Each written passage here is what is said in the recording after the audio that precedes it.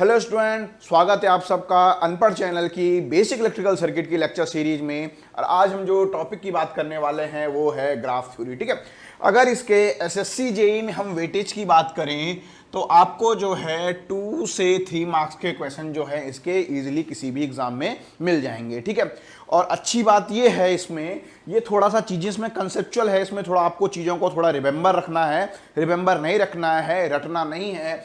अगर आपको जैसे जैसे यहाँ पे बताया जाएगा, अगर आप सिक्वेंसली चीज़ों को समझते हुए जाएंगे तो आपको जो है कोई परेशानी नहीं होने वाली है। ठीक है, इसके मोस्ट प्रोबेबली 1 या 2 लेक्चर में आपकी जो है ग्राफ थ्योरी कंप्लीट हो जाएगी। आप इसके नोट्स अच्छे से प्रिपेयर कीजिए। ठीक है, चीज़ें आपको एक से एक चीज़ें, सारी की सारी चीज़ें जो है क्रिस्टल क्लियर होंगी। ठीक है, चलिए तो अब बात करते हैं ग्राफ थ्योरी की। सबसे पहली चीज़ जो ये है, 2 चीज़ें कि हम ग्राफ थ्योरी क्यों यूज करते हैं और इसका एडवांटेज क्या है। As an electrical engineer, electronics engineer और इंस्ट्रूमेंटेशन इंजीनियर मुझे जो है ये पता होना चाहिए। ठीक है, तो ग्राफ थ्योरी में हम क्या करते हैं, हम जो है किसी भी नेटवर्क की उस प्रॉपर्टी का यूज करते हैं जो हमारे जो है शेप चेंज होने की वजह से चेंज नहीं होती है। ठीक है, जैसे किस तरीके से, जैसे जो है अगर आप जो है कोई चीज़, कोई नेटवर्क ऐसे कनेक्टेड है, ठीक है, तो आप इसको ऐसे भी तो लिख सकते हैं।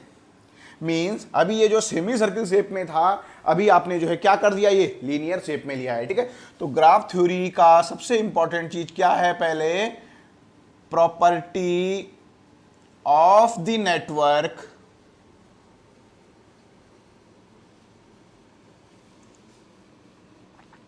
which does not change with shape। ठीक है, जो आपकी जो है शेप के अकॉर्डिंग जो है चेंज नहीं होती है। ठीक है, उसके अलावा जो है इसका दूसरा और सबसे इंपॉर्टेंट जो है इसका जो है क्या कह सकते हैं आप, एडवांटेज कह सकते हैं। ठीक है, चलिए उस एडवांटेज को ड्रॉ करने के लिए मैं आपके सामने जो है एक यहाँ पे क्या कर रहा हूँ, एक फिगर ड्रॉ कर रहा हूँ। आपको जो है अगर आपको इस फिगर में आपको कुछ एनालिसिस करनी हो तो आप जो है इस फिगर में एनालिसिस जो है अभी आप क्या कर सकते हैं, अभी आप जो है इस फिगर में एनालिसिस बड़ी आसानी से कर सकते हैं। ठीक है, यहाँ तक तो आप कर सकते हैं। ये कह दिया है R1 रेजिस्टेंस है, ये R2 है, ये R3 है, ये R4 है। ठीक है, चलिए यहाँ तक आप एनालिसिस अच्छे तरीके से कर सकते हैं। आपको easily KVL equation, KCL equation, आप कोई भी इक्वेशन इसमें लिख लीजिए, आपको कोई दिक्कत नहीं आने वाली है। बट अगर जैसे ही मैंने जो है इसमें क्या किया, 1-2 रेजिस्टेंस जो है ऊपर और ऐड कर दिए। ठीक है, ये हो गया है आपका R5 और ये हो गया है आपका R6। ठीक है, 2 रेजिस्टेंस जैसे ही मैंने ऊपर ऐड कर दिए, तब भी आपको जो है केवीएल केसीएल लगाते टाइम कोई दिक्कत नहीं आने वाली है। अभी जो आपका ग्राफ है एक सिंपल, एक प्लेनर ग्राफ ये कह सकते हैं। ठीक है, अभी जो है सिंपल आपका क्या है, एक प्लेनर, आपका जो है प्लेनर नेटवर्क है। ठीक है, अब मैंने क्या किया, इस ही नेटवर्क पे जो है इसको थोड़ा ऐसे कनेक्ट कर दिया। अब आपको मैंने कहा कि जो है आप इसके लिए जो है केवीएल केसीएल इक्वेशन लिखिए, इस नेटवर्क को सॉल्व कीजिए। ठीक है, तो अब क्या हो गया, आपका प्लेनर नेटवर्क जो है अब आपका नॉन प्लेनर नेटवर्क बन गया है। ठीक है, तो यहाँ पे जो है आपको एनालिसिस करने में जो है क्या होने वाली है, यहाँ पे आप जब एनालिसिस करेंगे आपको जो है बहुत सारी दिक्कतों का सामना करना पड़ सकता है। ठीक है, तो ऐसे समय पे जहाँ पे जो है हमारा जो है नॉन प्लेनर नेटवर्क आ जाता है, वहाँ पे जो है हमको ग्राफ थ्योरी की हेल्प से एनालिसिस करना आसान होता है। ठीक है, तो क्या करते हैं हम, नेटवर्क की उस प्रॉपर्टी का यूज करते हैं जो शेप के साथ चेंज नहीं होता है, और कॉम्प्लिकेटेड नेटवर्क के लिए हम इसका यूज करते हैं। होता क्या है, आपका ग्राफ थ्योरी में incidence matrix, cut set matrix और टाई सेट मैट्रिक्स, 3 तरह की मैट्रिक्स बनती हैं। उनसे जो आप केवीएल इक्वेशन, केसीएल इक्वेशन, इस तरीके की इक्वेशन लिखते हैं और किसी भी नेटवर्क को सॉल्व कर देते हैं। ठीक है, तो नेटवर्क थ्योरी के पर्टिकुलर ग्राफ थ्योरी समझने के लिए आपको जो है हल्का हल्का जो है आपको मैट्रिक्स का नॉलेज होना चाहिए, रैंक ऑफ द मैट्रिक्स का नॉलेज होना चाहिए, और कैसे जो है क्रेमर लॉ का भी आपको जो है हल्का हल्का एक्सपीरियंस होना चाहिए। ठीक है, अगर यहाँ पे जैसे जैसे प्रॉब्लम्स आती जाएंगी तो आपको जो है वहाँ पे उसका मैट्रिक्स का हल्का हल्का आइडिया आपको दे दिया जाएगा। ठीक है, तो ये जो है हमारे ग्राफ थ्योरी के जो है एडवांटेज हैं, ठीक है। चलिए अब जो है हम यहाँ पे ग्राफ थ्योरी में आप जो है कैसे ग्राफ प्लॉट करते हैं उस कंसेप्ट के बारे में आपको डिस्कस करते हैं, ठीक है। हम क्या करेंगे, इनिशियली से ही एक ग्राफ लेते हुए चलेंगे और उसकी ही हम इंसिडेंस मैट्रिक्स बनाएंगे, उसी की हम जो है टाई सेट मैट्रिक्स बनाएंगे, उसी की जो है हम कट सेट मैट्रिक्स बनाएंगे, ठीक है। चलिए यहाँ पे जो है मैंने एक ग्राफ जो है आपके लिए, एक नेटवर्क जो है मैंने आपके लिए सिंपली एक इलेक्ट्रिकल नेटवर्क जो है यहाँ पे ड्रॉ कर दिया है, ठीक है।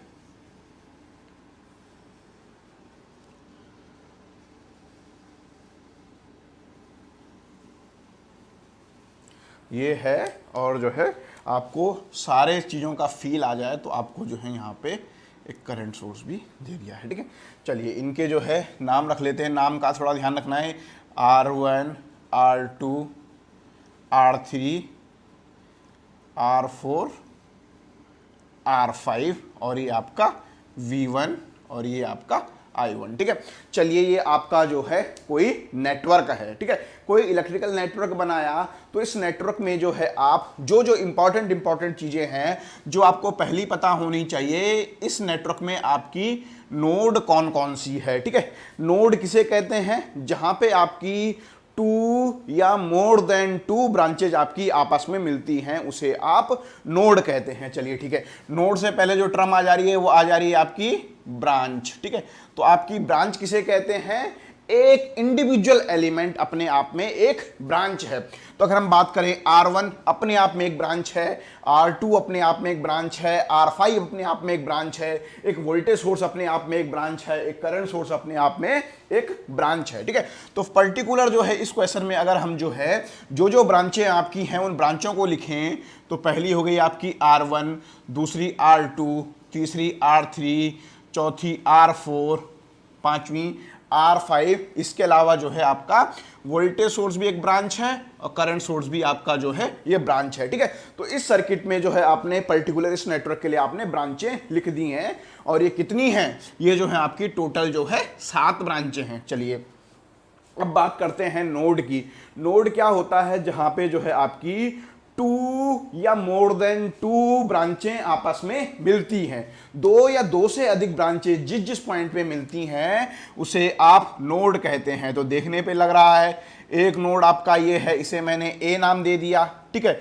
एक नोड आपका ये है जिसे मैंने B नाम दे दिया, एक नोड आपका ये है जिसे जो है मैंने C नाम दे दिया, और जो है क्या, और कहाँ पे एक नोड है, एक नोड आपकी ये है D जिसे जो है मैंने D नाम दे दिया, ठीक है।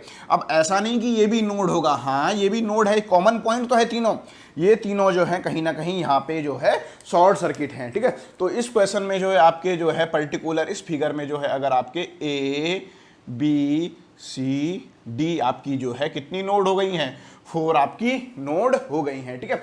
चलिए ये जो है हमको हल्का सा जो है कोई फिगर देख के आपने इन चीजों के बारे में आपने जो है कमेंट कर दिया है।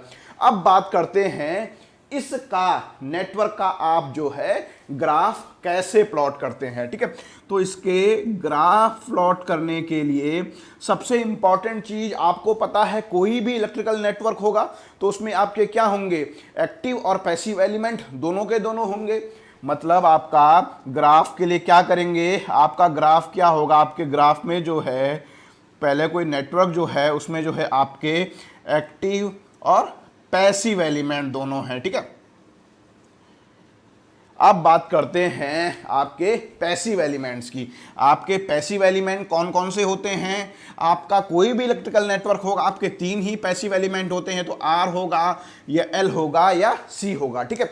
तो जब आप जो है ग्राफ ड्रॉ करेंगे तो जो आपके पैसिव एलिमेंट जो हैं R या L या C, इसे आप जो है या तो क्या करेंगे, या तो आप जो है सिंपल इसे लाइन से ड्रॉ करेंगे या आप जो है इसे सेमी सर्किल से ड्रॉ करेंगे, ठीक है। चलिए ये तो हो गया है आपके पैसिव एलिमेंट आपने कैसे ड्रॉ करने हैं जब आप उसका ग्राफ प्लॉट करेंगे, ठीक है। अब आ जाते हैं एक्टिव एलिमेंट की तरफ। तो देखिए आपके एक्टिव एलिमेंट वो होते हैं जो आपके सर्किट में पावर डिलीवर करते हैं, ठीक है। तो आपके एक्टिव एलिमेंट में अगर हम बात करें तो आपके वो डिपेंडेंट सोर्स भी हो सकते हैं और आपके इंडिपेंडेंट सोर्सेज भी हो सकते हैं, ठीक है। फिलहाल जो है आपको बात की जा रही है आपके इंडिपेंडेंट सोर्स के बारे में, ठीक है। अगर आपका इंडिपेंडेंट, अगर आपका क्या है इंडिपेंडेंट, अगर आपका वोल्टेज सोर्स है, ठीक है, और एक आपका क्या हो सकता है इंडिपेंडेंट करंट सोर्स हो सकता है, ठीक है। तो अगर आपका वोल्टेज सोर्स है या करंट सोर्स है, जो भी सोर्स है, इंडिपेंडेंट सोर्स को आप उसके इंटरनल रेजिस्टेंस से रिप्लेस कर देते हैं, ठीक है। किससे रिप्लेस करते हैं? उसके इंटरनल रेजिस्टेंस से, ठीक है। तो अगर बात करें वोल्टेज सोर्स की, तो वोल्टेज सोर्स हम क्या कंसीडर करेंगे? आइडियल वोल्टेज सोर्स कंसीडर करेंगे। तो आइडियल वोल्टेज सोर्स का इंटरनल रेजिस्टेंस क्या होता है? इसका जो है आर इंटरनल होता है आपका कितना? 0 होता है। तो जो भी वोल्टेज सोर्स होगा उसे आप जो है शॉर्ट सर्किट कर देंगे। अब बात करते हैं आपके करंट सोर्स की। तो करंट सोर्स का आपका आइडियल करंट सोर्स है, उसका इंटरनल रेजिस्टेंस क्या होता है? उसका इंटरनल रेजिस्टेंस होता है इन्फिनिटी। तो आप क्या कर देंगे? इसे जो है आप जो है ओपन सर्किट कर देंगे, ठीक है। ये जो है फिलहाल इतनी जानकारी आपके लिए। किसी भी इलेक्ट्रिकल नेटवर्क अगर आपको ग्राफ प्लॉट करना है तो आप जो है कर सकते हैं, ठीक है।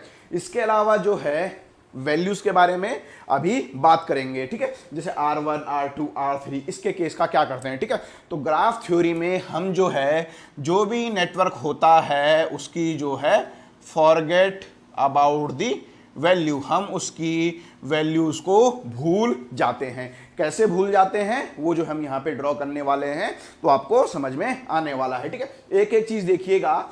सबसे पहले जो है क्या करते हैं, यहाँ पे जो है डॉटेड इससे गोले से जो है ऐसे ये आपने जो है क्या हुए यहाँ पे सबसे पहले आपने नोड ड्रॉ कर दी है, ठीक है। ये नोड ड्रॉ कर दी है, इनका नाम दे दीजिए ए, इसका नाम दे दिया आपने बी, इसका नाम सी, इसका नाम डी। ये आपने फिगर को देखते हुए यहाँ पे जो है नोड ड्रॉ कर दी हैं। अब देखिए अब क्या करना है आपको, हर एक नोड के बीच जो एलिमेंट कनेक्टेड है उसको जो है क्या करना है, उसको इस तरीके की अप्रोच से करना है। तो ए और बी के बीच आपका R1 रेजिस्टेंस कनेक्टेड है, पैसिव एलिमेंट कनेक्टेड है। तो आप उसे लाइन से रिप्लेस कर सकते हैं या सेमी सर्किल से, ठीक है। तो मैं यहाँ पे इजीली लाइन बनाना मेरे लिए आसान है तो मैंने जो है इसे लाइन से कनेक्ट कर दिया है, ठीक है। चलिए अब बात करते हैं B और C के बीच। B और C के बीच आपका R2 कनेक्टेड है तो आपने उसे लाइन से रिप्लेस कर दिया।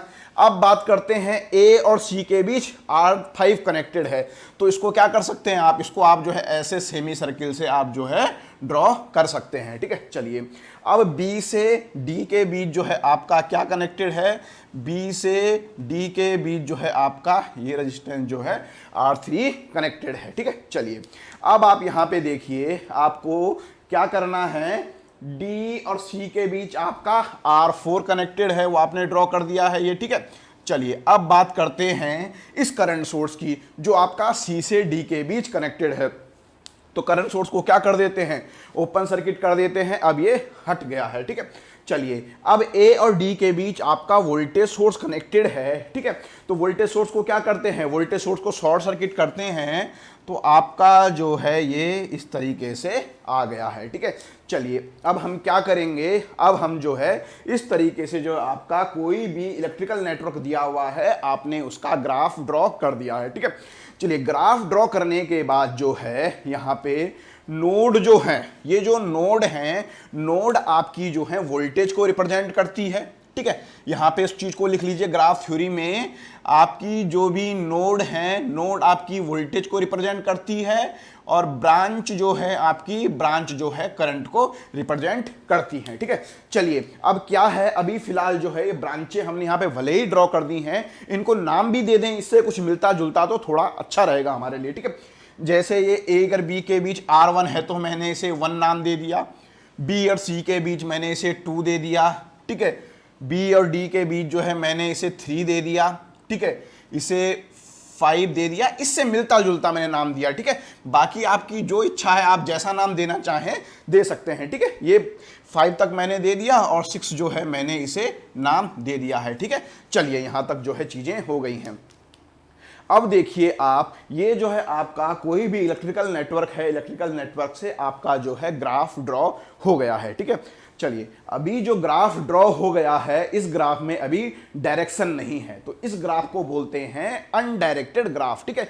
जिस ग्राफ में आपकी डायरेक्शन ना दी हुई हो उसे आप अनडायरेक्टेड ग्राफ बोलते हैं, ठीक है। चलिए, अभी आप डायरेक्शन कैसे देंगे इसमें, आप चाहें अपनी मर्जी से यहां पे डायरेक्शन दे सकते हैं, ठीक है, बट आपको फिर वही फॉलो करना है, या आप चाहें जो आपके पास यहां पे जो नेटवर्क दिया हुआ है आप इसमें डायरेक्शन दे दीजिए, उस डायरेक्शन को सिंपली यहां पे फॉलो कर दीजिए, ठीक है। तो चलिए, मैं वो कोशिश करता हूं, मैं यहां पे डायरेक्शन देता हूं, उन डायरेक्शनों को मैं यहां पे फॉलो कर दे रहा हूं, ठीक है। वो आपकी इच्छा है, आप चाहें तो रैंडमली डायरेक्ट यहां पे डायरेक्शन दे सकते हैं, वो आपकी इच्छा है, ठीक है। मगर मैं आपको शुरू में बेसिक बिल्डअप कराने के लिए इस नेटवर्क से डायरेक्शन देने की कोशिश कर रहा हूं, ठीक है।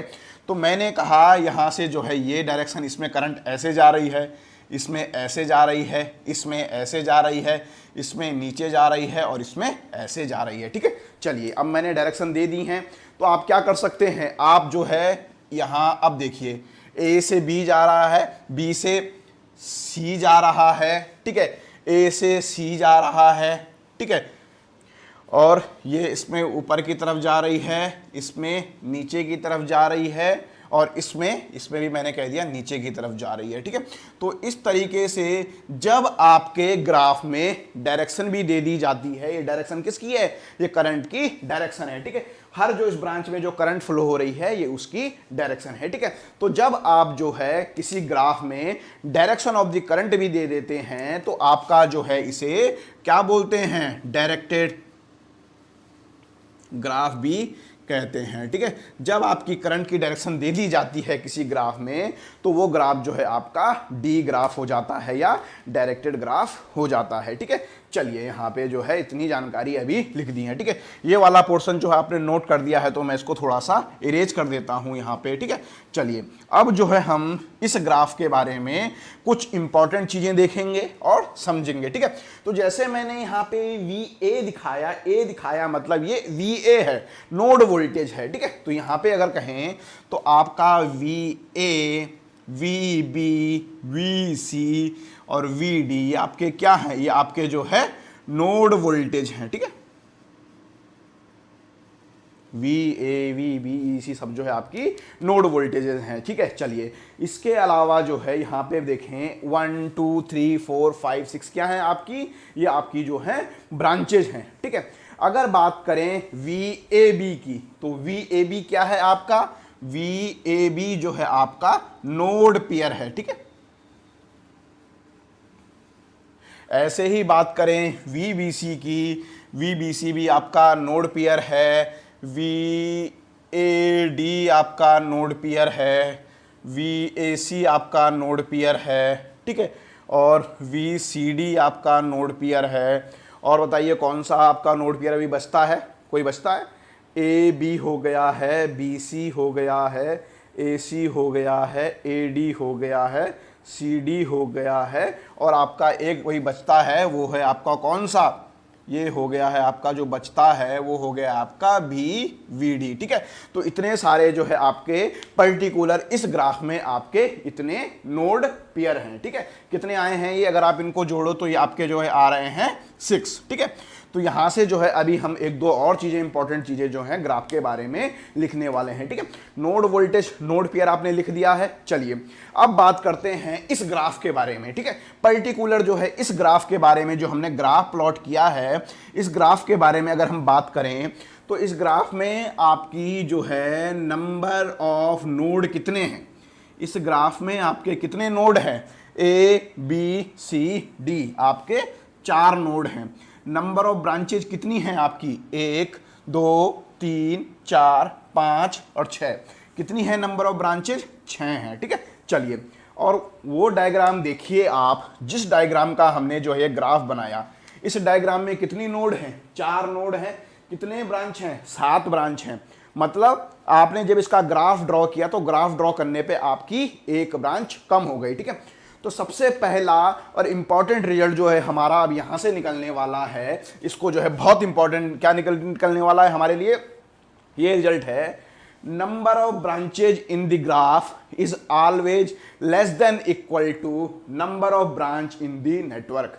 किसी भी ग्राफ में हमारी नंबर ऑफ ब्रांचेज हमेशा समान या कम होती है उस नेटवर्क से, ठीक है। तो इस चीज को हम लिख लेते हैं, बहुत इंपॉर्टेंट रिलेशन है ये। क्या है? Number of branch in the graph, ठीक है, number of branches in the graph always क्या होगी? Less than equal to number of branch in network, ठीक है। ये जो है सबसे पहला और सबसे इंपॉर्टेंट रिजल्ट जो है हमारे लिए, सबसे पहला रिजल्ट जो है यहां से निकला। ये कम क्यों हो गई एक ब्रांच? इस करंट सोर्स की वजह से, क्योंकि ये करंट सोर्स आपका क्या हो गया है? रिमूव हो गया। तो ठीक है, तो ये है। अगर आपसे कभी भी पूछा जाए कि आपके ग्राफ में कितनी ब्रांचें होंगी, तो जो आपका नेटवर्क दिया रहेगा या तो उतनी ब्रांचें होंगी या उससे कम होंगी। ऐसा कभी भी पॉसिबल नहीं होगा कि आपके ग्राफ में आपके नेटवर्क के कंपैरिजन में ज्यादा ब्रांचें हों, ठीक है। पहली और इंपॉर्टेंट चीज, ठीक है। चलिए, इसके अलावा जो है अब जो है हम इस थोड़ा सा जो है इसके बारे में एनालिसिस करते हैं। ये ग्राफ जो है मैंने यहाँ पे जो ड्रॉ किया हुआ है, ठीक है। अब जो है मैं ग्राफ थ्योरी में जंप कर चुका हूं, तो मैं इस तरफ आ चुका हूं, ठीक है। अब जो है मुझे पर्टिकुलर जो है इस नेटवर्क को जो है मैं अब मिटा देता हूं, क्योंकि मैं जो है अब ग्राफ थ्योरी के बारे में ही बात करने वाला हूं, ठीक है। चलिए, जब आपने यहाँ पे डायरेक्शन ऑफ करंट दे दी है, तो इसका मतलब आपको जो सिंपल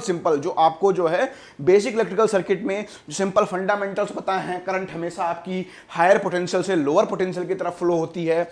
तो पर्टिकुलर अगर वन ब्रांच में मैं कहूं कि I1 करंट फ्लो हो रही है, तो क्या होगा? आपका VA का जो मैग्नीट्यूड होगा वो ग्रेटर देन VB होगा। ये आप क्या कह सकते हो? ये आप जो है इस डायरेक्शन की वजह से आप जो है ये चीज कह सकते हो। सिमिलरली आप क्या कह सकते हो? सिमिलरली आप कह सकते हो VD जो है, VD की वैल्यू क्या होगी? VA के कंपैरिजन में VD की वैल्यू ज्यादा होगी। किसके कंपैरिजन में? VA के कंपैरिजन में, क्योंकि करंट जो है हायर पोटेंशियल से ही लोअर पोटेंशियल की तरफ फ्लो होता है, ठीक है। इस तरीके से आप बहुत सारी चीजें लिख सकते हो। आप ये भी लिख सकते हो VV ग्रेटर देन VC, ये भी लिख सकते हो VV ग्रेटर देन VD, ठीक है। ये सारी की सारी जो है चीजें जो हैं आप लिख सकते हैं, ठीक है। चलिए, और इसके अलावा जो है यहाँ पे जो है नोड पेयर का डायरेक्ट क्वेश्चन आता है, ठीक है।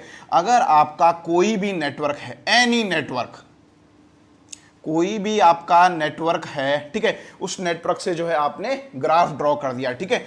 एनी नेटवर्क, जिस नेटवर्क से आपने जो है ग्राफ ड्रॉ कर दिया, तो number of node pair voltage कितने होंगे?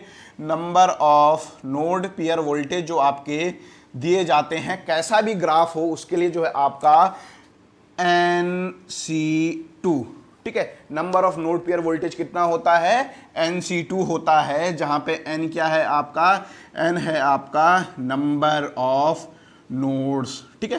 तो यहाँ पे इस क्वेश्चन में अगर हम बात करें तो कितने नोड हैं इस क्वेश्चन में? जो आपकी 4 नोड हैं, तो 4C2, तो इसको ब्रेक करना आपको आता होगा। 4 × 3, नीचे हो गया है 1 × 2। यहां से कहां तक कम करते जाना है? 2 कम करना है, तो 1 2 और नीचे दोनों को मल्टीप्लाई कर देना है 1 2। तो ये कितना हो गया है आपका? 6 नोड पेयर वोल्टेज आ गया है, जैसा अभी हमने थोड़ी देर पहले निकाला था, ठीक है। तो ये जो है आप किसी भी नेटवर्क के लिए अगर आपको जो है नंबर ऑफ नोड्स दी हुई हैं, तो आप नोड पेयर वोल्टेज निकाल सकते हैं डायरेक्ट। जो है इससे SSC JEE में 2 से 3 बार क्वेश्चन आया हुआ है, सिंपल फॉर्मूला बेस्ड, ठीक है। तो आपका ग्राफ थ्योरी में जो है आपके केवल और केवल फॉर्मूलाज हैं, केवल और केवल, ठीक है। हल्के हल्के कंसेप्ट अगर आपको ध्यान है तो आप जो है आसानी से इन्हें कर सकते हैं, ठीक है। चलिए, अब जो है ये ग्राफ जो है हमारा यहाँ पे जो है ग्राफ है, ठीक है। अब हम जो है पर्टिकुलर अगर हम बात करें किसी भी ग्राफ के बारे में, ठीक है, तो आपका ग्राफ में जो सबसे इंपॉर्टेंट चीज आता है रैंक ऑफ ग्राफ, ठीक है। तो आपके ग्राफ की रैंक क्या होती है, ठीक है। चलिए, इसे जो है मैंने ऐसे कर दिया है ग्राफ, ठीक है। आपके ग्राफ की जो रैंक होती है वो होती है n-1, ठीक है। तो जहां पे n क्या होती हैं आपकी? n होती है आपकी नंबर ऑफ नोड्स, ठीक है।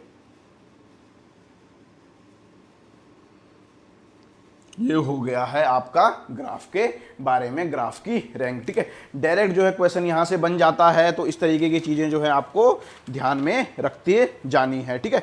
चलिए, अब जो है और चीज़ें जो है आपको एक्सप्लेन करते हैं, ठीक है। तो ग्राफ थ्योरी के कंसेप्ट को समझने के लिए हमें जो है पहले क्या करना पड़ेगा, हमें जो है हमेशा पहले जो है क्या चीज़ें, कुछ चीज़ें समझनी पड़ेंगी, ठीक है। तो एक और चीज़ आती है इसमें,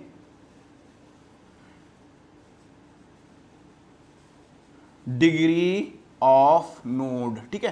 तो जितनी भी नोड हैं, ठीक है, जितनी भी नोड हैं उसकी क्या डिग्री होती है, ठीक है। तो डिग्री ऑफ नोड डिफाइन की जाती है number of incoming current in the node. उस नोड पे जो है आपकी जितनी करंट इंटर कर रही है वो उस नोड की डिग्री हो जाती है, ठीक है। तो अगर हम बात करें डिग्री ऑफ जो है ए नोड पे, तो ए नोड पे अगर आप देखिए कौन कौन सी करंट इंटर कर रही है, केवल ये I6 इंटर कर रही है, तो इसकी डिग्री ऑफ नोड कितनी हो गई है, डिग्री ऑफ नोड हो गई है इसकी 1। अब बात करते हैं डिग्री ऑफ नोड बी की। नोड बी में आप देखिए, नोड बी पे आप देखिए कौन कौन सी करंट इंटर कर रही है, 1 करंट केवल इंटर कर रही है, तो ये भी हो गया है 1, ठीक है। चलिए अब आप देखिए degree of node C. Node C पे आप देखिए आपका ये इंटर कर रहा है और I5 आपका इंटर कर रहा है, तो इसकी नोड डिग्री कितनी हो गई है, इसकी डिग्री हो गई है 2। और अगर बात करें डिग्री ऑफ नोड डी की, तो नोड डी पे जो है आपकी 3 नंबर और 4 नंबर इंटर कर रही है, तो इसकी डिग्री कितनी हो गई है, इसकी डिग्री भी हो गई है 2, ठीक है। तो अगर आप जो है सारी की सारी डिग्रियों को, डिग्री ऑफ नोड को अगर आप सम कर देते हैं, degree of node A plus degree of node B plus degree of node C plus degree of node D is equal to आ रहा है 6, ठीक है। और अगर आप देखें तो इसमें 6 कितना है, ये जो है आपकी नंबर ऑफ ब्रांचेज भी हैं, ठीक है। तो अगला और इंपॉर्टेंट रिजल्ट जो है आपके लिए यहां से क्या आ गया है, sum of the degree of node is equal to number of branch, ठीक है। जिस ग्राफ में जितनी ब्रांचेज होंगी सारी नोड की डिग्री का सम जो है नंबर ऑफ ब्रांच के इक्वल होगा, ठीक है। यहां से भी जो है डायरेक्ट क्वेश्चन बन जाता है, तो आपको जो है दूसरा ये फॉर्मूला आपको यहां से रिमेंबर करते रखना है, ठीक है। तो क्या कह सकते हैं इसे जो है आप टोटल डिग्री ऑफ नोड भी कह सकते हैं, ठीक है, या आप किसे कह सकते हैं डिग्री ऑफ द ग्राफ भी आप इसे कह सकते हैं, ठीक है। तो डिग्री ऑफ द ग्राफ भी क्या हो गया, यही चीज हो गई है, सेम चीज है, ठीक है। चलिए अब जो है हम आपको पर्टिकुलर जो है ग्राफ के बारे में, एक स्पेशल टाइप का ग्राफ जो है आपको यहाँ पे बताया जाएगा, ठीक है, उसके बारे में थोड़ा सा बात करते हैं, ठीक है। तो आपका जो है ग्राफ जो है कंप्लीट ग्राफ, ठीक है। तो आपका कंप्लीट ग्राफ क्या होता है, ठीक है, ये ग्राफ बहुत इंपॉर्टेंट है, ठीक है। हम जो है इसी के ही बारे में जो है अच्छी खासी एनालिसिस जो है हम लोग करेंगे, ठीक है। तो कंप्लीट ग्राफ आपका उस ग्राफ को कहते हैं, किस ग्राफ को कहते हैं, आपका कंप्लीट ग्राफ जहां पे आपका only one branch connected to every node pair, ठीक है। हर एक नोड पेयर के बीच अगर आपकी केवल एक ब्रांच कनेक्टेड रहे तो उस ब्रांच को आप जो है कंप्लीट ग्राफ कहते हैं, ठीक है। चलिए यहां पे देखते हैं, यहां पे हर नोड पेयर के बीच एक ब्रांच कनेक्टेड है कि नहीं है, ए और बी के बीच एक ही ब्रांच कनेक्टेड है, ए सी के बीच भी एक ही है, ए डी के बीच भी एक ही है, वी डी के बीच भी एक ही है और सी डी के बीच भी एक ही है, ठीक है। तो आपका कह सकते हैं जो ये ग्राफ मैंने यहाँ पे बनाया है ये आपका जो है कंप्लीट ग्राफ का एग्जाम्पल है, ठीक है। चलिए जो है मैं यहाँ पे एक ग्राफ और ड्रॉ कर रहा हूँ, आपको जो है मुझे बताना है कि क्या ये कंप्लीट ग्राफ है या नहीं है, ठीक है। ए बी सी डी, चलिए यहां पे बताइए क्या ये कंप्लीट ग्राफ है। देखिए हर एक नोड पेयर के बीच आपका क्या होना चाहिए, एक ब्रांच कनेक्टेड होनी चाहिए, ठीक है। तो पर्टिकुलर अगर आप यहां पे देखें तो यहां पे जो है ए सी नोड पेयर के बीच आपकी कोई भी ब्रांच कनेक्टेड नहीं है, तो ये जो है आपका क्या है, ये आपका जो है कंप्लीट ग्राफ नहीं है। ठीक है, चलिए अब जो है एक और क्वेश्चन यहीं पे बना देते हैं। एक क्वेश्चन मैंने और बनाया, मैंने क्या किया, मैंने ए और सी के बीच भी कनेक्ट कर दिया और यहां पे इसे ऐसे भी कनेक्ट। तो यहां पे आप देखें आपका ए और सी के बीच भी एक ब्रांच कनेक्टेड है अब, और सी डी नोड पेयर के बीच आपकी जो है एक ब्रांच ये और एक ब्रांच ये, बोले तो दो ब्रांच आपकी सी डी नोड पेयर के बीच कनेक्टेड है। तो मतलब जो है क्या है, ये भी आपका जो है कंप्लीट ग्राफ नहीं है। मेरे कंप्लीट ग्राफ की कंडीशन क्या है, वन ब्रांच, केवल एक नोड पेयर के बीच जो है एक ब्रांच कनेक्टेड होनी चाहिए। ठीक है, तो यहां से जो है ये मेरा भी जो है कंप्लीट ग्राफ नहीं है। ठीक है, मेरा केवल और केवल जो है कंप्लीट ग्राफ का एग्जांपल जो है ये जो मैंने यहां पे बनाया हुआ है, ये कंप्लीट ग्राफ का एग्जांपल है। ठीक है, चलिए जो है आपको जो है एक क्वेश्चन और देते हैं। आपको जो है इस क्वेश्चन को देख के बताना है कि क्या ये कंप्लीट ग्राफ है। ठीक है,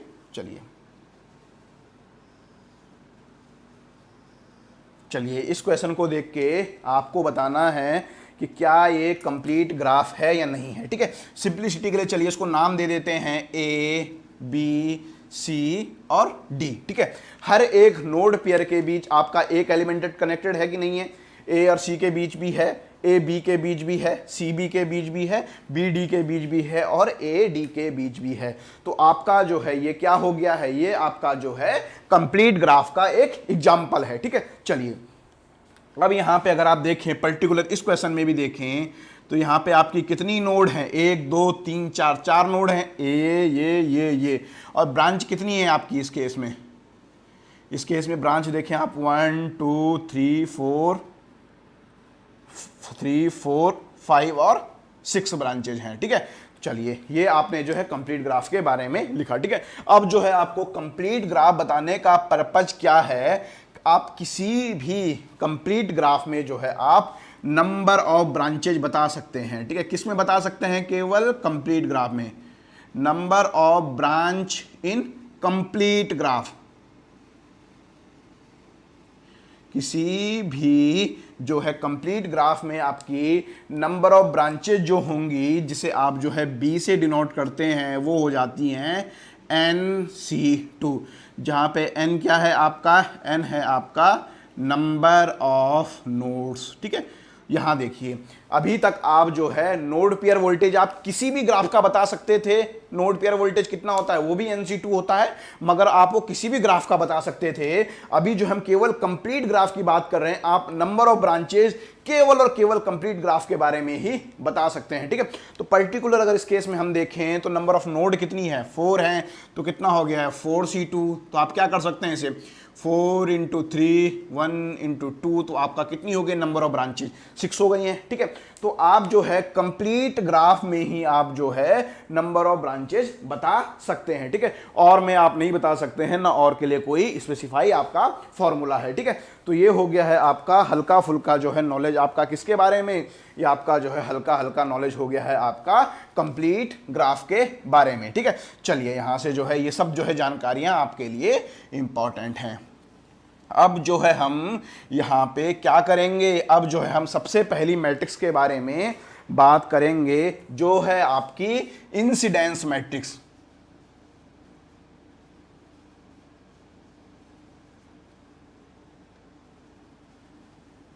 ठीक है, इंसिडेंस मैट्रिक्स के बारे में हम लोग बात करेंगे, और जो है इसे क्या करेंगे, इंसिडेंस मैट्रिक्स पढ़ेंगे और इसमें ही जो कुछ मॉडिफिकेशन करेंगे, तो फिर जो है हम किसके बारे में बात करेंगे, रिड्यूस इंसिडेंस मैट्रिक्स के बारे में बात करेंगे, रिड्यूस इंसिडेंस मैट्रिक्स। ठीक है, रिड्यूस इंसिडेंस मैट्रिक्स के बारे में। ठीक है, इन दोनों मैट्रिक्स के बारे में जो हम लोग यहाँ पे पढ़ने वाले हैं। ठीक है, तो सबसे पहले जो है आपका जो इंसिडेंस मैट्रिक्स होगा, इसका साइज क्या होगा। ठीक है, कई लोग जो है इंसिडेंस मैट्रिक्स को कंप्लीट इंसिडेंस मैट्रिक्स भी कहते हैं। ठीक है, तो बुक की अलग अलग लैंग्वेज है, कंप्लीट इंसिडेंस मैट्रिक्स या इंसिडेंस मैट्रिक्स। तो इसका जो साइज होता है, इसका साइज होता है आपका n into B, node into branch, ठीक है।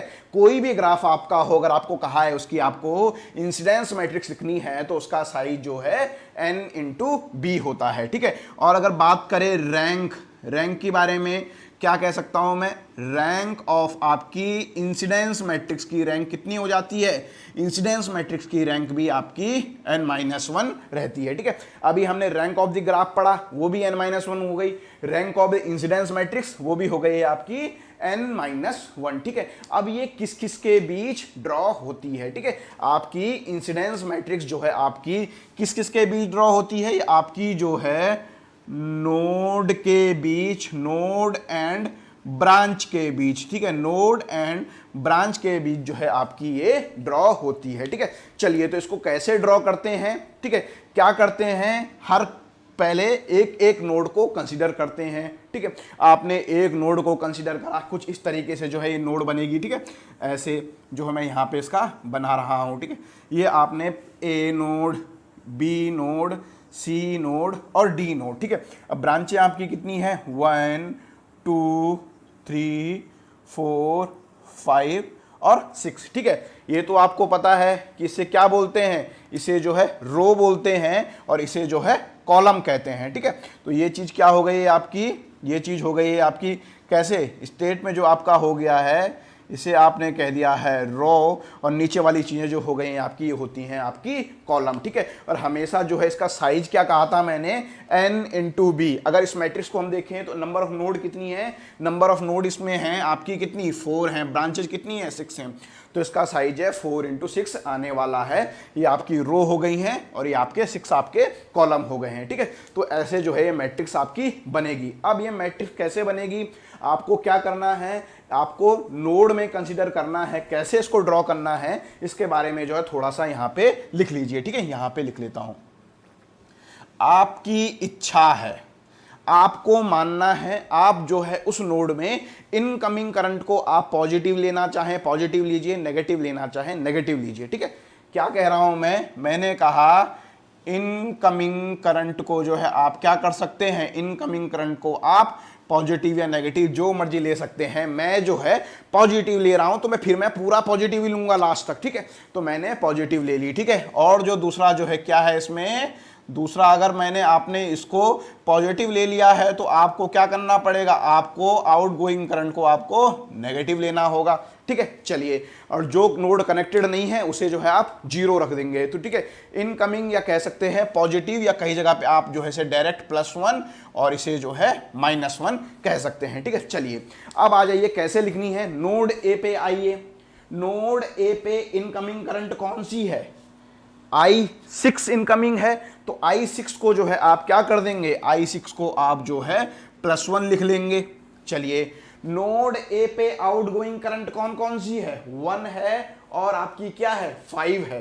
तो 1 को आप लिख दिया -1, 5 को आपने लिख दिया -1। बाकी जो रह गए उसे आप जो है क्या कर देंगे, उनसे कोई रिलेशन ही नहीं है तो उसे जो है आप 0 0 से आप डिनोट कर देंगे, ठीक है। चलिए अब आ जाइए दूसरा, बी नोड पे चले जाइए।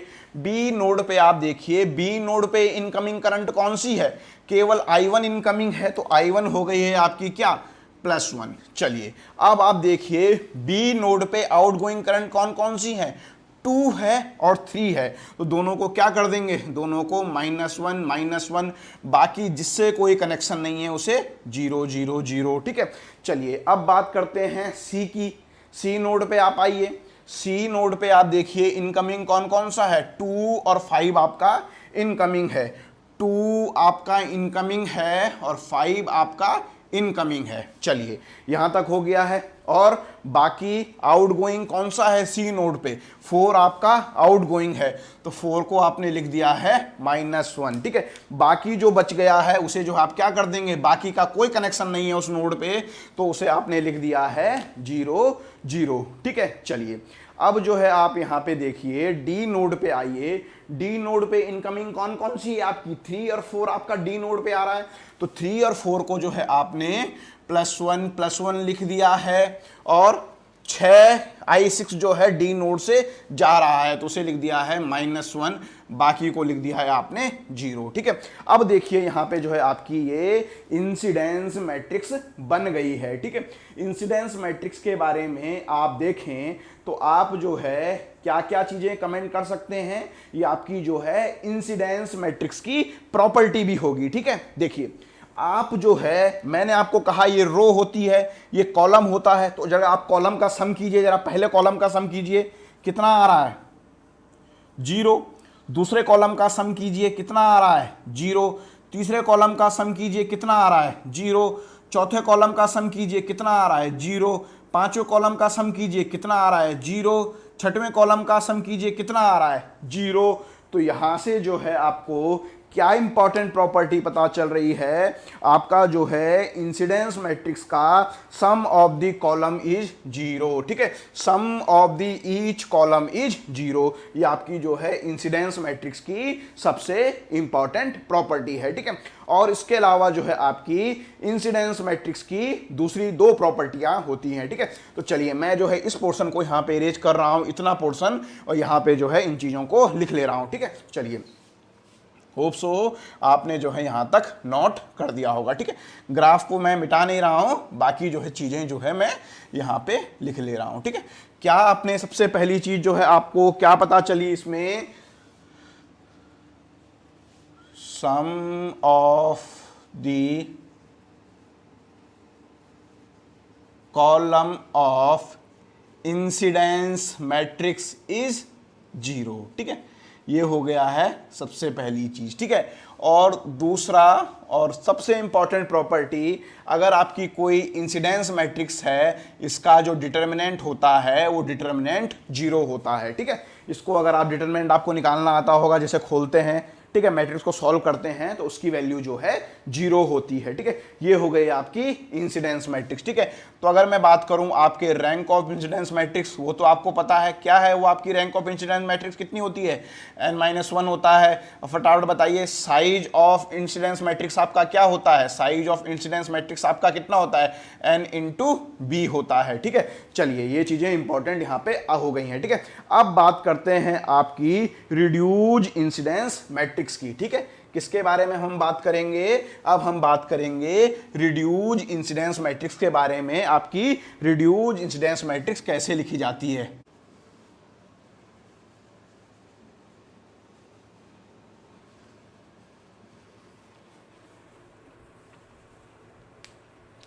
ठीक है, तो आपकी रिड्यूज इंसिडेंस मैट्रिक्स, आपकी जो है रिड्यूज इंसिडेंस मैट्रिक्स में क्या होता है, पहले आप क्या करते हैं, एक नोड को आप जो है रेफरेंस नोड लेते हैं, कंसीडर 1 नोड, रेफरेंस नोड लेंगे, किस नोड को, किसी एक नोड को आप जो है रेफरेंस नोड लेते हैं। जनरली हम क्या करते हैं, नीचे वाली नोड को ही हम रेफरेंस नोड लेते हैं। ठीक है, तो अगर हम बात करें पर्टिकुलर इस ग्राफ के लिए, अगर आपको जो है क्या करना है, इंसिडेंस मैट्रिक्स लिखना है, तो आप जो है एक नोड को रेफरेंस नोड ले लेंगे। ठीक है, तो अगर बात करें आपके size of the reduce incidence matrix का साइज क्या हो जाएगा, आपका साइज ऑफ द किसका, रिड्यूज इंसिडेंस मैट्रिक्स का साइज आपका क्या हो जाएगा, तो आपके रिड्यूज इंसिडेंस मैट्रिक्स का आपका साइज हो जाएगा, एक नोड आपने कम कर दी है तो n-1 इंटू बी आपका साइज हो जाएगा। ठीक है, तो अगर बात करें आपकी rank of reduce incidence matrix, reduce incidence matrix की आपकी रैंक क्या हो जाएगी, n-2 हो जाएगी। ठीक है, अब लिखते कैसे हैं, एक नोड को आप जो है क्या कर देंगे, एक नोड जो आपने रिमूव करी है, जिसको रेफरेंस नोड माना है, उसको आप जो है हटा देंगे, ये आपने हटा दी है, तो आप जो है with the help of incidence matrix से भी आप जो है रिड्यूज इंसिडेंस मैट्रिक्स लिख सकते हैं। ठीक है, अब आप यहां पे देखेंगे तो यहां पे जो है अब जो है आपका कॉलम का सम जो है 0 नहीं आएगा। ठीक है, तो ये जो है आपकी रिड्यूज इंसिडेंस मैट्रिक्स हो गई, जब आपने जो है किसी एक नोड को रेफरेंस की फॉर्म में ले लिया है। ठीक है, तो ये आपकी जो है रिड्यूज इंसिडेंस मैट्रिक्स हो गई है। ठीक है, चलिए इसके अलावा जो है अगर बात करें यहां से, तो अगर आपका इंसिडेंस मैट्रिक्स को जो है मैं ए से डिनोट कर रहा हूं, तो जो है आपका a into I B is equal to 0 होता है, ठीक है। ए क्या हो गया आपका, ए हो गया आपका इंसिडेंस मैट्रिक्स, आई बी हो गया है आपका ब्रांच करंट, ठीक है। तो इस तरीके से जो आपको जो है हल्का हल्का जो है इंसिडेंस मैट्रिक्स और रिड्यूज इंसिडेंस मैट्रिक्स के बारे में आपको हल्का हल्का जो है आइडिया आया होगा, ठीक है। तो एक क्वेश्चन आपको और करवाते हैं तो आपको जो है चीजें अच्छी तरह से क्लियर हो जाएंगी, ठीक है। तो मैं यहाँ पे एक ग्राफ ड्रॉ कर रहा हूं, आपको जो है उसके लिए पर्टिकुलर उस ग्राफ के लिए आपको जो है incidence matrix, reduce incidence matrix जो है आपको बना के मुझे दिखानी है, ठीक है। चलिए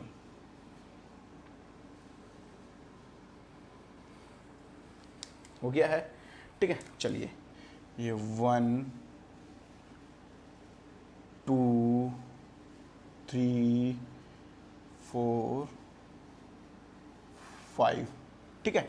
चलिए यहाँ पे जो है ये आपका मैंने ग्राफ ड्रॉ कर दिया है, आपको इसके लिए रिड्यूज इंसिडेंस मैट्रिक्स बनानी है, ठीक है। चलिए नोड भी आपको दिखा देते हैं ताकि आपको जो है नोड में भी कंफ्यूजन ना हो, ठीक है। तो आपको कहा गया आपको जो है इस ग्राफ के लिए रिड्यूज इंसिडेंस मैट्रिक्स और आपको इंसिडेंस मैट्रिक्स ड्रॉ करनी है, ठीक है। चलिए तो कैसे ड्रॉ करेंगे, चलिए आप लोग पहले कोशिश कीजिए। तो सबसे पहले जब भी आप ड्रॉ करने जाएं तो सबसे पहले जो है आप जो है साइज के बारे में बता दें जरा।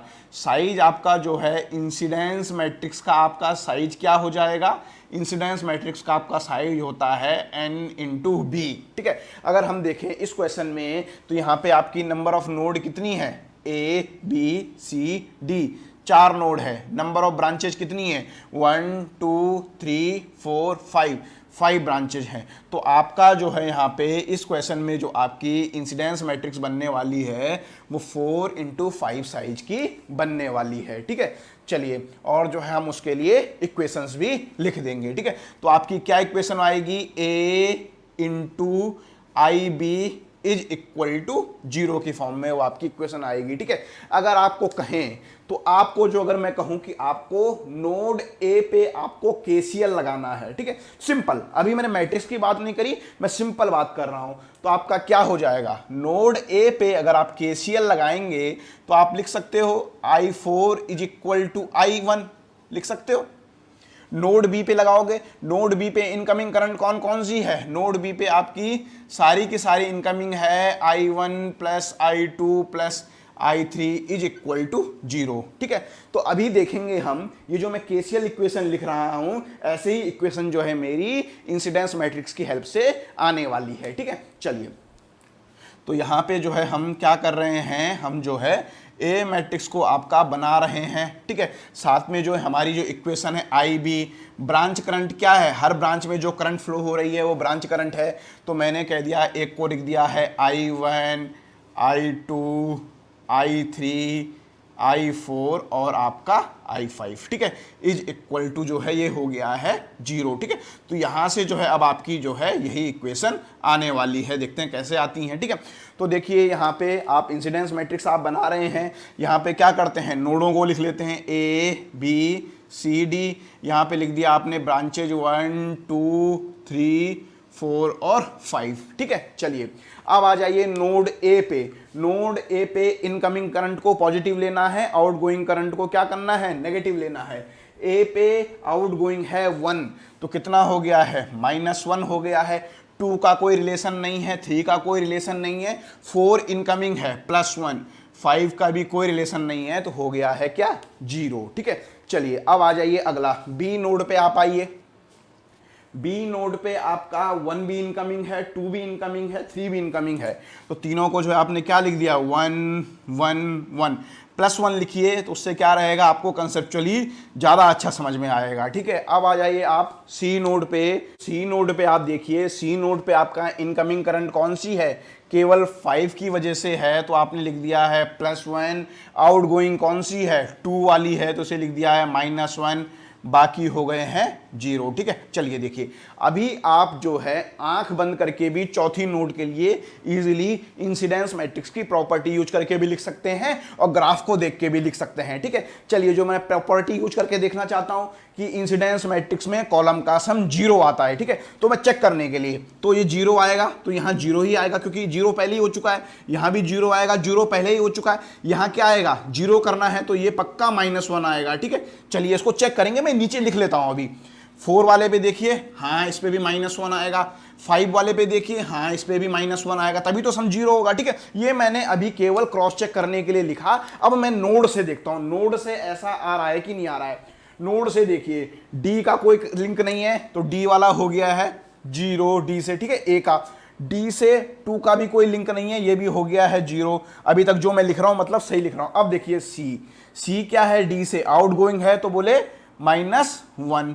हाँ यार सही लग रहा है, ये तो मैंने प्रॉपर्टी का यूज किया, अभी मैं डायग्राम से भी लिख रहा हूं। अब देखिए 4 के लिए देखिए, 4 आपका आउटगोइंग है तो यहां पे -1 आएगा। हाँ यार ये भी -1, मतलब जो मैंने लिखा था सही लिखा था।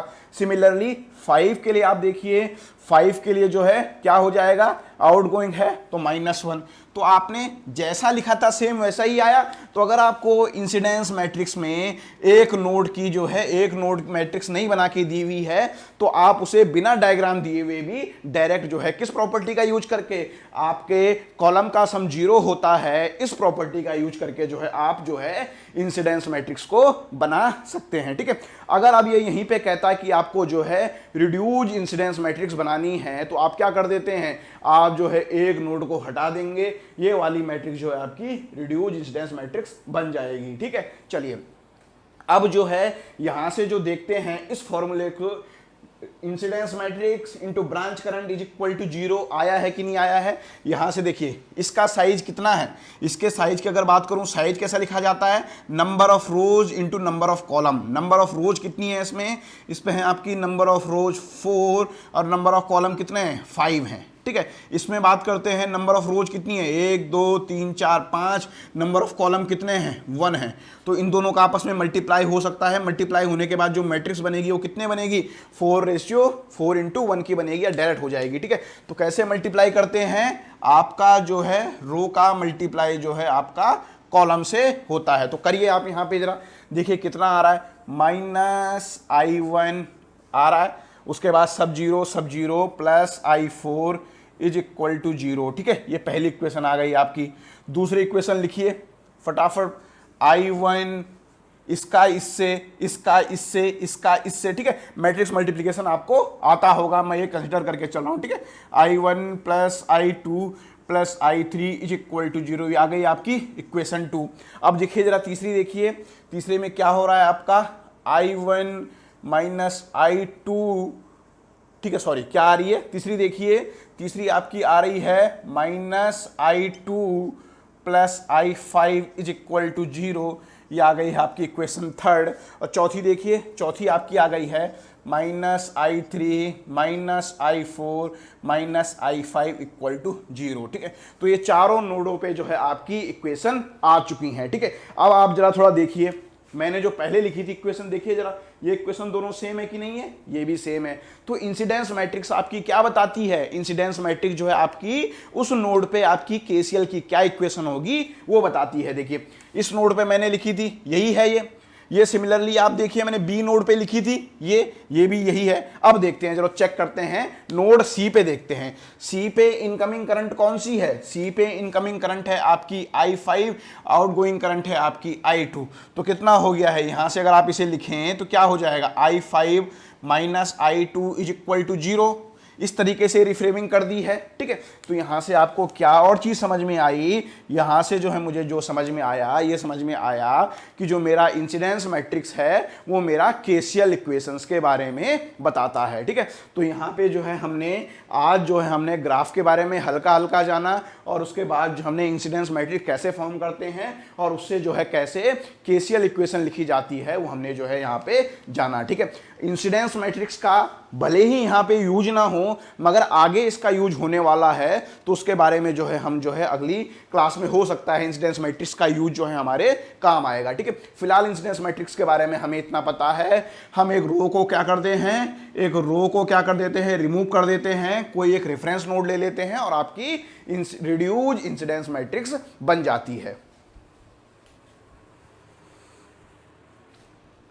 तो इस तरीके से आज की क्लास को जो है हम यहीं पे फिनिश करते हैं। अगले लेक्चर में जो है हम जो है अपना टाई सेट मैट्रिक्स या फंडामेंटल लूप मैट्रिक्स जिसे कहते हैं और कट सेट मैट्रिक्स के बारे में जो है हम अगले लेक्चर में स्टडी करेंगे। ठीक है, तो जो है अगर आपको जो है हमारा वीडियो पसंद आता है तो इसे लाइक कीजिए, कमेंट कीजिए, शेयर कीजिए और सब्सक्राइब कीजिए और अनपढ़ चैनल के साथ जुड़े रहिए, इलेक्ट्रिकल इंजीनियरिंग पढ़ते रहिए।